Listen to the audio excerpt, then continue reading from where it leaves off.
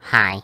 When I approach a specific topic on this channel, it's often on something complicated or grandiose. Something with decades of history to help back the core of why exactly I might expect to get a particular thing out of the story. And so, to subvert this expectation of looking into the historical and relatively recognizable, I'd like to explore and discuss a work that appears to be quite niche, and simple to view, yet hard to understand. I want to do so because I love looking into the quieter aspect of a medium. The indie, some may come to define it, but it's also because this understanding does not always come from looking into a long reading about the author or a review by a renowned critic. After all, the very work you view is where the majority of artists tend to put their art, and hence define their artistry.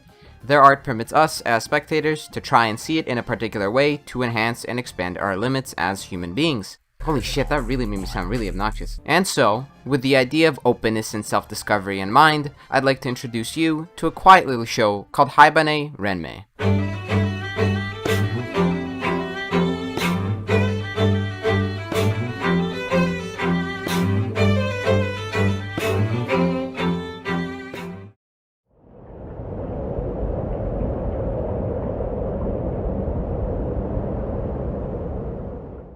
Haibane Renmei is a Japanese animated show released in 2002 and was originally created as well as visually conceptualized by artist Yoshitoshi Abe. Abe is most known for his work as the character designer for Serial Experiments Lain, and thus you may almost instantly recognize his art style. Looking at just his art pieces and not the anime themselves, his visuals appear to use a softer color palette to invoke melancholic feelings, yet not be too grim to still induce a somewhat kind tone. Just by the visuals, Serial Experiments Lain is obviously much more droopy in its colors, and thus more pessimistic in its thematic approach when compared to the softer and brighter art of Haibane Renmei. Moreover, although Haibane Renmei uses the newly developed and controversial digital animation at the time, Yoshitoshi Abe's light and kind character faces can still often appear extremely detailed, and thus offer deep emotions, with the show's backdrops often giving a run-down look due to the use of broken down buildings and endless dark forests, but are also then contrasted with bright and warm fields that span across countless hills and pristinely built buildings in a bustling town. It's clear that Abe's art is supposed to invoke a sense of wonder, making you worry, but also want to live in his art.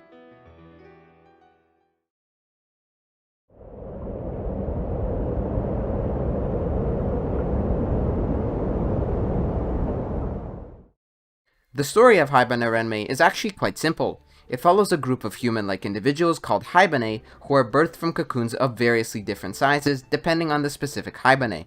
After being birthed from their cocoon, the Haibane soon sprout wings from their back and are given a halo ring that levitates over their heads. Now, does this design seem reminiscent of another specific supernatural being from religious iconography? Well, of course it does, as that is actually completely intentional, and I'll get back to why that is at a later time. Anyway, each Haibane is given a specific name depending on the dream they had before coming out of their cocoon.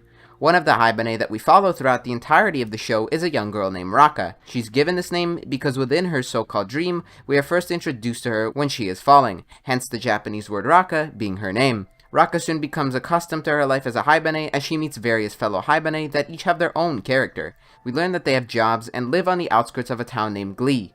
This town, as well as the surrounding area, happens to be surrounded by this huge mysterious wall that encircles and covers them from whatever is outside it. However, only a specific group named the Renmei can leave, and after a young fellow Haibane suddenly disappears, Raka and her purpose in this place are slowly brought into question. The reason this is all I bring up is that this is really all the show has to offer on a surface level in terms of the plot. And if you've seen it for yourself, you know the show is not complicated. It's not trying to be, as there is no deep lore to the truth of the wall or the vision/dreams each Haibane has. As we progress throughout the show, Raka questions her dream and purpose, and it gets so extreme that she then becomes something called sin-bound, which is basically a Haibane who cannot seem to rid themselves of their so-called sin. Everything in this show is purposefully secretive because these very sins the Haibane have are never fully solved. Raka's main conflict of sin has to do with crows she constantly sees looming around her. Yet, we do not know who exactly the crow is supposed to represent, what exactly it's trying to do, and what its overall importance is to her dream. We and Raka can only think about what the bird tries to do and what it's supposed to possibly mean. Basic actions of the crow, such as it leading her into a well in which only its corpse remains, can mean it has completed its journey and Raka has no reason to continue worrying about its or her own purpose. Yet this very lack of knowledge Raka has about her true purpose then causes her to create an existential paradox, which is then summarized through the show's iconic line, "To recognize one's own sin is to have no sin."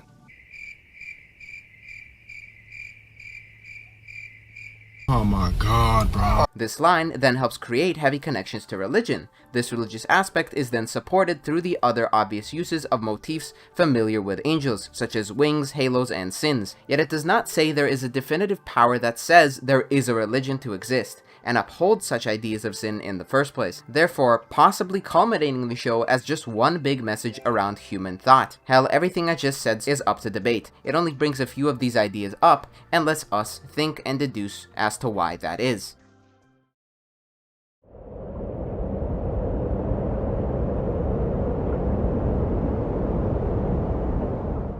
Most of the show is composed of conversations with mostly no music in order to emphasize the actions and words of the characters. Meaning most of the time, the dialogue is usually gonna go something like this. Why do I have to do something like this? There's no choice. I'm not allowed to enter the South District. Then why are you coming with me? I just bet you're hoping that we're gonna run into Reki, aren't you? Right. Geez, and I'm the one who made all of these for you. Why can't you do anything by yourself? What? When did I?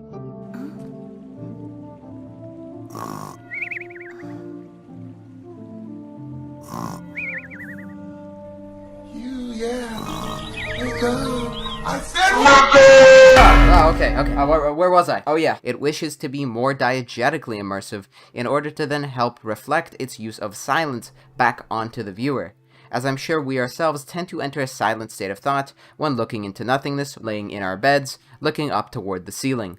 Through this state of thought, we can then deduce that perhaps Haibane Renmei may in fact be about sin in a religious context, or perhaps it may be about our lack of understanding of a theological topic. I think a great example of this idea is within the end of episode 5, in which Raka and a fellow Haibane named Nemu collaborate to create the story of the beginning of the world. This plot point of creating their own story may in fact be the true quote-unquote beginning of the world, or it may not be, as what even is the world within Haibane Renmei? Are this town and the place within these large walls even real, or is it perhaps an afterlife of sorts? This is the beauty of Haibane Renmei. The beauty of simplicity. It is the inability to be told by another about the truth and instead have us forced to make up our own answers. It could be a tale of sin, or it could be stating how sin has no tangible state and is thus completely imaginary. It could speak of angels trying to go to heaven, or it could just be this world's fantastical reality. I found a remarkable interview in which Yoshitoshi Abe himself states that the story was one that was created through zero conceptual planning. ただその話書こうと思った時は逆に言うと構想を練らずに書くお話なので、要するにアドリブで物語を作っていくって形式なので、基本的にはその構想ゼロですね。What the fuck happened? What happened? What happened? And that this lack of a usual linear story unfolding helps the viewer be able to reflect on their own experiences and feel something. And whatever that something may be is completely up to our own deduction. In conclusion, this is a short-ass video. Ooh, that's kind of small. Shut up, man! But I don't think I had to make it a long one, because it's a simple video, just like Haibane Renmei is a simple show with deep implications. I also made it because this show is very under the radar. Most of the clips barely get a few thousand views on YouTube, and thus felt that even though I myself don't have much of an audience, I wanted to still speak about it because it's bound to find someone and make them want to spread its unique existence. And yeah, I know I didn't speak too much about the show in its entirety when compared to my other videos. I wanted to go for more of a thematic approach this time, as there's still so much I left out of this video in terms of what the anime actually has to offer if you yourself watch it. It would actually be great if you guys who want to keep talking about it, talk about it down below in the comments, as engagement for both the channel and shows like this help spread the message of all these amazing things we watch. Additionally, I'm continuing to grow this channel drastically, as every single one of you that watch my videos just keep on subscribing and my videos just keep on doing better, and so of course, I'm extremely grateful. But other than that, have a great rest of your day, and goodbye.